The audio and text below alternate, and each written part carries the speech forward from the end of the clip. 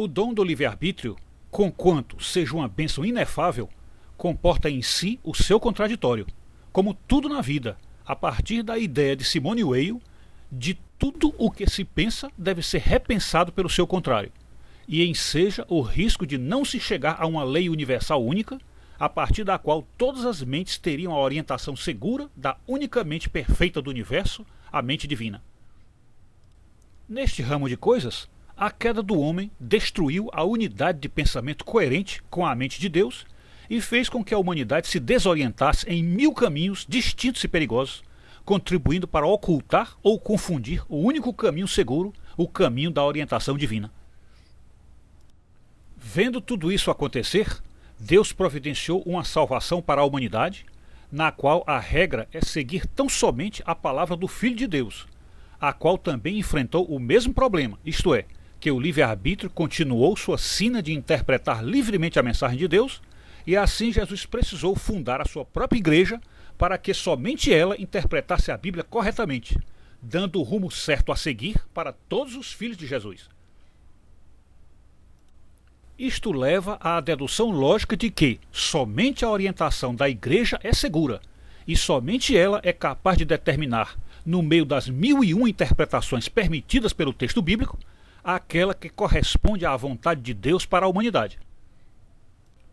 Sem a igreja, é óbvio que nasceriam 1001 igrejas confusas, sem saber qual interpretação corresponde à vontade de Deus, e assim todo o cristianismo ficaria sob risco, cambaleando feito bêbado no meio de tantas opiniões divergentes e contraditórias.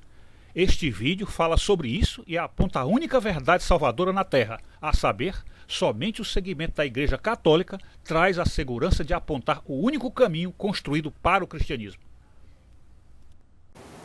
Meus prezados, de fato, este é um tema bastante problemático, porque a Escritura Sagrada deixa em aberto este mundo completo, que podemos chamar de polissemia, isto é, as mais diversas interpretações, como qualquer texto, qualquer comunicação, qualquer mensagem tem. Então, isto daí, em princípio, já dentro da teoria geral da comunicação, já é motivo para que se tenha a igreja como a fonte de interpretação. Porque se não houver um rumo, se não houver uma direção, então qualquer outra interpretação é válida.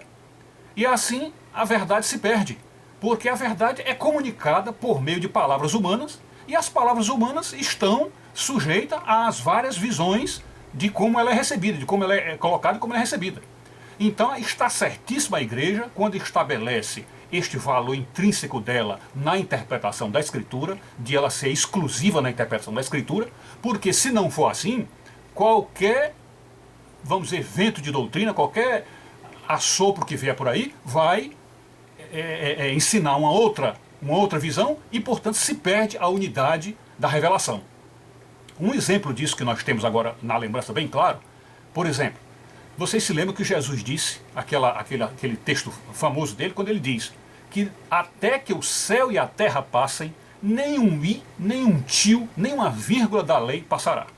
Ora, se você quiser entender isto da forma como Jesus disse, e ele próprio cumpriu isso na sua vida ao ponto de, para não deixar de cumprir essa pequena vírgula na lei, ele chegou ao ponto de ser batizado por João Batista e explicou, não, é necessário que cumpramos isto. Isto é, ele mostrou na vida dele que estava no mundo para cumprir os mínimos detalhes da lei. Então há necessidade disto. Portanto, não é um texto que a gente pode descartar dizendo que não vale esse texto. Vale, o texto vale. Então, até que o céu e a terra passem, nem um i, nem uma vírgula da lei passarão. Pois bem, se isto aí é verdade e o próprio Cristo cumpriu, e o Velho Testamento diz que nós deveríamos guardar o sábado, porque o sábado na tradição, é o dia em que o Senhor descansou, lá desde o livro do Gênesis, e portanto é o dia de descanso dos cristãos, aliás, o dia de descanso dos judeus, que é o povo eleito. Então o que é que deveria ser hoje? Os cristãos deveriam guardar o sábado, por esta norma de Jesus de cumprir todos os mínimos detalhes da lei. Então o cristão deveria guardar o sábado. Entretanto, os cristãos guardam o domingo. Os cristãos guardam o domingo. Por que isto? Por que guardamos o domingo? Aí é que entra o papel da igreja.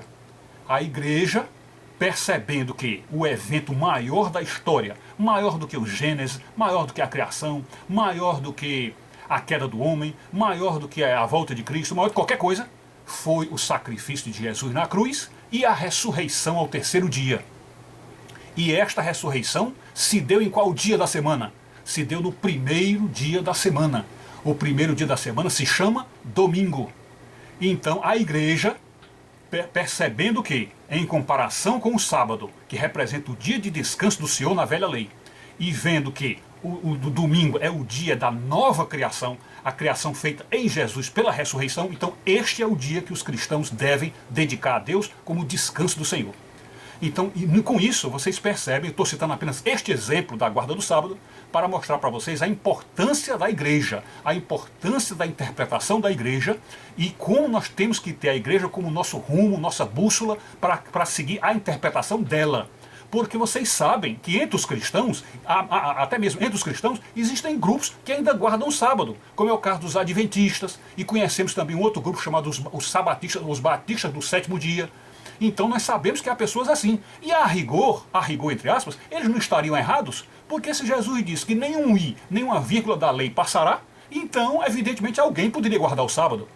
Então isso significa dizer que para nós cristãos, sobretudo nós cristãos católicos, a orientação da igreja tem que ser prioritária, majoritária e hegemônica, completamente decisiva, porque se não fosse a igreja, nós estaríamos aí nessa balbúrdia, uns guardando o sábado, outros não guardam, uns sem poder comer carne de porco, outros podendo, uns dizendo que Jesus não é Deus, como é o caso do Testemunho de Jeová, que diz que a Trindade não existe. Enfim, se nós não seguíssemos a igreja católica, nós estaríamos aí nessa balbúrdia de leis, nesse porrilhão de religiões e interpretações que tem por aí, e portanto a igreja estaria esfacelada, o corpo de Cristo ferido, adoecido, e nós não teríamos sequer condição de apontar esta é a igreja de Jesus. Não tínhamos como apontar. Então está certíssima a igreja, e a igreja tem que ser nossa mãe e nossa intérprete das Escrituras. É isso.